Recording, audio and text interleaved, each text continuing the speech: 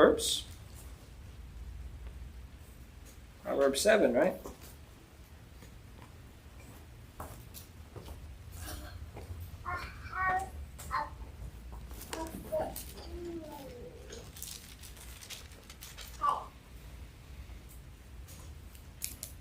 All right. Our pattern that we've noticed several times is when we start a section with my son, what does the writer tend to do for the next verse or two at least? Well, before he gives instructions, he kind of gives instructions. He gives a reminder of how important this is. Right? What I'm about to tell you, keep it, pay attention, lay it up, hold on to it. Keep it before your eyes, live it out, bind it upon your fingers, write it upon the table of your heart. We got all that going on here at the beginning of chapter 7. Same pattern, whenever you've seen these My Sons, it tends to be an emphasis that basically equates to listen, pay attention, don't forget what I'm about to say.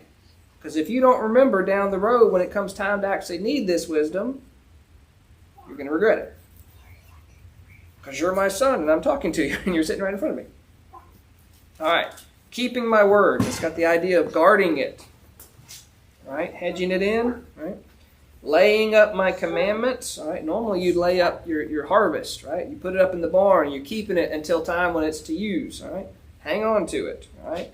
The things that you don't really care about, they go back out in the trash pile. It's going to be just gone. Wither away.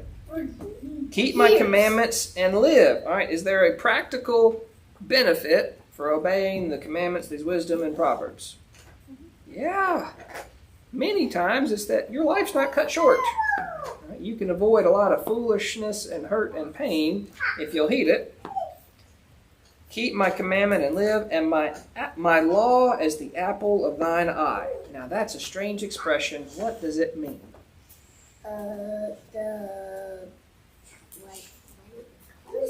The apple of thine eye. I know it. You kind of get an idea of what it means, but can you? It means you're like the one you're always. What is it called? Pupil? Yeah, that. I don't think it means the pupil.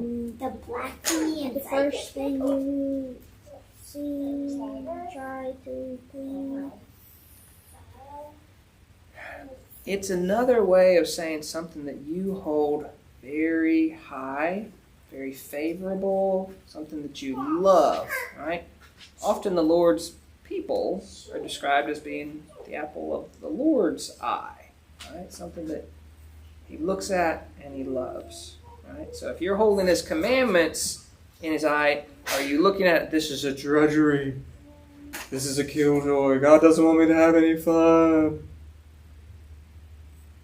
Is that keeping it like the apple of your eye? No, this is something precious and good and worthy of holding on to. That make sense? But it's being equivalent to teacher's pet. There's a negative connotation with a teacher's pet, though. And I don't think there's a negative connotation here. I mean, maybe from the teacher's perspective, she really likes that kid, but for the other kids, he's worthy of derision. But the kids, you're teacher. Yeah. So I mean, this is looking at the Lord's law. It's a really good thing. It should be your favorite. And if you're reading Psalm 119 right now, the law, the statutes, I mean, almost every verse in there references the goodness of God's law, His Word, and how you should keep it, hang on to it, heed it, abide it, learn it, love it. So all this is just, it's good stuff. Okay? So should we read our Bibles because we have to? They say this in the bad word that the Lord doesn't want. Right. We should read our Bibles because we get to. It's a privilege. All right. Bind them upon thy fingers. All right. Does that mean we need to go get some balloon string over there and start tying scripture to it and walking around? No, I got 10. That's like a hypocrite. Yeah. That's what the Pharisees did with their phylacteries, where they took a pouch and they put scripture in it. Look, I'm binding it to my arm. Right? But they're wearing it on their sleeve, and it wasn't being lived out in their heart, right? So binding upon your fingers means what should you be doing without thinking about God's law? Nothing. So let your hands be used to glorify Him and keep His law, as opposed to, well, okay, I know His law up here, but I'm going to be doing my own thing. Right? And that's going to get young man, my son, into a lot of trouble if his hands and his heart aren't hanging on to these things. Well, you Fair can enough? do a very good thing with your hands. Talk about the 10 Commandments. Okay, Commandment 1. All right, there you go. That may be why He gave us 10 commandments, because we had 10 digits to hang on to. All right. Or maybe it was because He could let Moses come down and break them. He probably could have given Moses as many as he wanted to. All right. Just got into it. So verses 1 through 3 are all this emphasis about keeping it, hang on to it, don't lose it. Right? Elizabeth Grace. All right. So here's the instruction. Because then after the emphasis on hanging on to it, then he starts to give instruction. Well, what's the actual instruction? Say unto wisdom. All right? Is wisdom a person? Technically, no. But here we're describing a literary device called personification, where we are acting like wisdom is a person, specifically a woman. All right? So if wisdom is standing here, all right, say to her, "You're my sister," and call understanding thy kinswoman. All right? So I want to have wisdom and understanding so close to me that they're part of the family.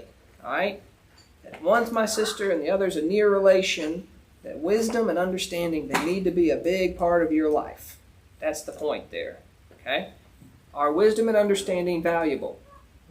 If you've been reading the previous 6 chapters, a lot of that is teaching the value of pursuit of wisdom and pursuing understanding. And what's the ultimate source of those things? Well, the beginning is the fear of the Lord, right? And He gives wisdom, and so you're going to Him, and so all this reverts back to pursuing God, pursuing His Word, pursuing what is right and true and proper, right? So, if you're saying to wisdom, "You're my sister," understanding, "You're my kinswoman," why? That they may keep thee from the strange woman. All right? From the stranger which flattereth with her words. All right? So, if you are walking through town, because you're sitting there, all right, and a stranger comes up to you and just starts flirting with you and tries to make you her boyfriend right on the spot, are you more likely to be taken in by that if you're by yourself? Or would you more likely be able to walk away if you've got your 2 sisters standing there going, "You don't need to be talking to this girl. You don't even know her. She's crazy. Get out of here. He's not that handsome. Quit saying that. Come on." You're right? The flattering is where they say things that make you feel good, make you feel special, trying to entice you. But if you've got 2 sisters there, what is this? Keep walking, right? That's the personifications. That's the picture here. If you've got these 2 sisters there so close to you that they will help protect you from a strange woman, right, who flatters with her words. Okay? And then the proverb writer here, most likely Solomon, is saying, I'm going to give you an example. All right? So here's the scene.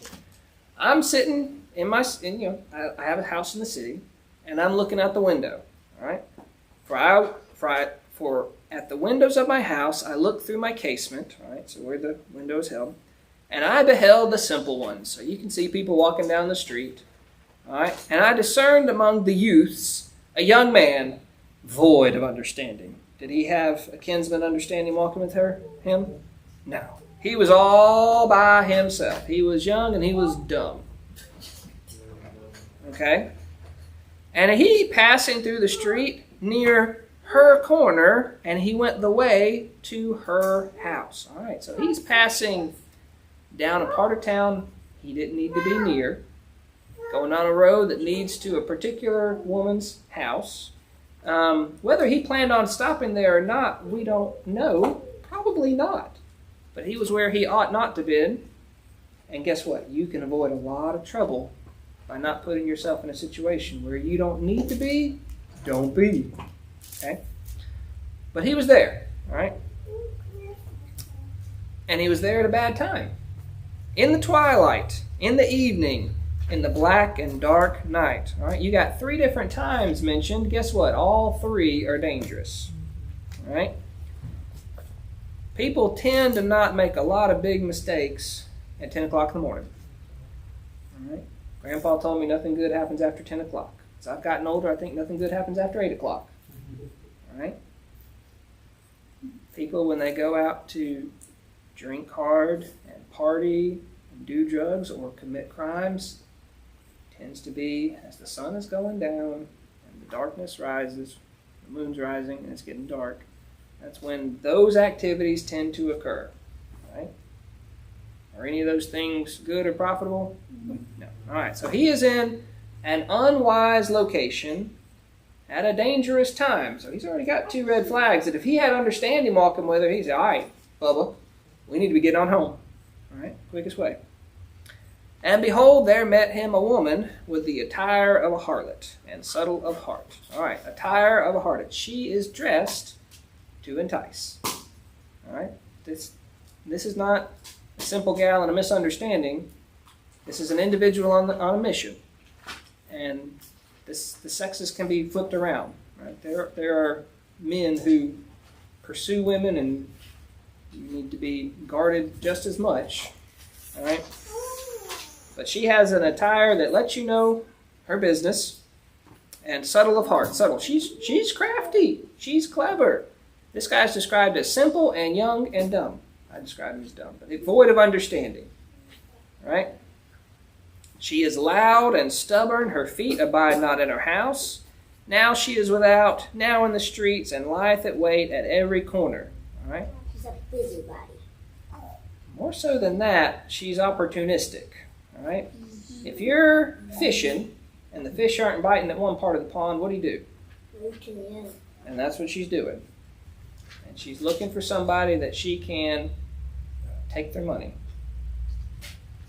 by trapping them to commit sexual sin in exchange for their money. That's the game.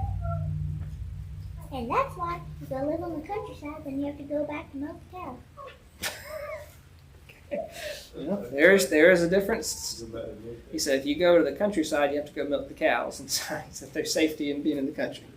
All right? There's a greater danger in city living, but all right, this could happen wherever you're at, so you got to be mindful. She caught him and she kissed him. And said with an impotent face, I have peace offerings with me this day. Have I paid my vows? All right. So, like a fisherman, she's been going around trying to find, someone she can trap. This guy is at the wrong part of town at the wrong time of day, and he's by himself. And she goes up and she kisses him. Is that something we need to do to a random stranger? No. Stranger danger. Yeah, definitely stranger danger. But he didn't have understanding, so he's not fleeing. And she says with an impudent face, she's prevailing upon him with this very rapid sense of intimacy. And that can be physical intimacy. That can be oversharing emotional information and details. Right? But she is getting a way in with him, getting her hooks in. And she says, I have peace offerings with me. This day have I paid my vows. All right, so this is strange, right? Here you've got religious language mixed in. Right? Peace offerings, that's something that, you've made an offering to the Lord, and that may be one of those things. I haven't looked this up, and I apologize, but there's portions of offerings where the offerer keeps part of it and eats it. Right? And I think peace offerings one of them. This day have I paid my vows. So it's like I'm good with God. Things are good. I've got a meal here. It's holy, right? Therefore came I forth to meet thee. Was she looking for him specifically? No, she was looking for a chump, somebody. Diligently to seek thy face, and I found thee. I have decked my bed with the coverings of tapestry, with carved works, with fine linen of Egypt. I've perfumed my bed with myrrhs and aloes and cinnamon. Come, let us take our fill of love until the morning. Let us solace ourselves with loves. For the goodman's not at home. He's gone on a long journey. What's a goodman? Her husband. Yeah. He's gone on a long journey. He's taken a bag of money with him and will come back at the appointed day. Got a whole lot of problems here. But how is she trying to entice him? You got this kind of weird religious references. You've got the appeal of she set the scene, and she's got the smells and the aroma, and just none of this is good or appropriate. Is this young man married to this woman? No. Right? The marriage bed is holy and undefiled. This does not glorify God, but she is trying to appeal to his passions and get him not thinking clearly. Right? Probably from that moment that she kissed him, he's probably his head's been in a muddle. Right? So, verse 21, that was all what she was saying. Verse 21 says, with her much fair speech she caused him to yield. With the flattering of her lips she forced him. Right? This is not her dragging him off by force, but she's using deception and coercion of making him feel big, important, and strong and special, trying to get him to engage in something that she wants. And he goes after her straightway, as an ox goeth to the slaughter. All right. Does an ox know that it's going to be slaughtered? No. That's why it's walking, behind the same guy who's been leading him around, right? And you just go off and you're just kind of dumbly going like a dumb animal, right? Well, what's this guy doing? He's walking the same way, not knowing that this is really going to destroy his life. Or as a fool to the correction of the stocks, right? The fool doesn't really comprehend or care, right? They're just going off the stocks. 23. Till a dart strike through his liver, as a bird hasteneth to the snare. All right, so a bird going to the snare. Why do you go into a snare? Why do you go into a trap? For the bite. Bait. All right? And you're hastening. Oh, look, there's something good. I got to get it before someone else does. And it's hastening in until what hits the bird in the liver? An arrow. Right? You've been trapped. You've been skewered through. When did you discover it was a trap? As soon as it hit you. When it hurt. Right? Is it too late at that point? Yeah. Yes, and knoweth not that it is for his life. Right? That animal didn't know that the trap was there to destroy him. All right? So, why do you think the proverb writer here is emphasizing, keep these words, keep them, say to your wisdom, you're my sister, understanding you're my kinswoman, that they may keep thee from the strange woman. Keep my commandments, verse 2, that's what I want. Keep my commandments and live. All right? Live. Verse 24. Hearken unto me now, therefore, O ye children. Attend to the words of my mouth. All right? Pay attention. Pay attention. Pay attention. I think that's what it said about 3 times. Listen, pay attention. Let not thy heart decline to her ways. Don't even turn aside. Don't even bend towards her ways.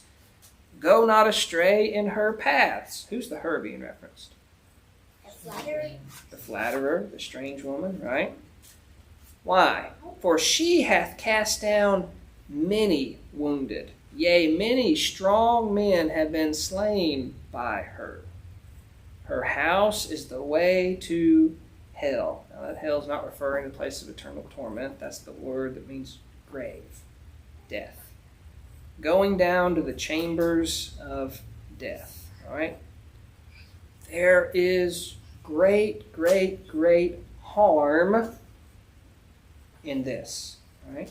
You as young men, when you are older, need to be on your guard about not allowing yourselves to be in situations that you don't need to be in, not to be in places at the wrong time of day when you don't need to be there. And you need to recognize that just because someone is saying kind and flattering words to you does not mean that it is for your good or your benefit. Does that make sense? A little bit? Talking about alcohol in the morning, and we're talking about sex out of marriage at night. This is heavy stuff. I don't know how else to teach you other than I'm just teaching you the Bible. And I would rather tell you now once and then tell you again when you're older than having this conversation the first time after you've already gotten yourself into trouble.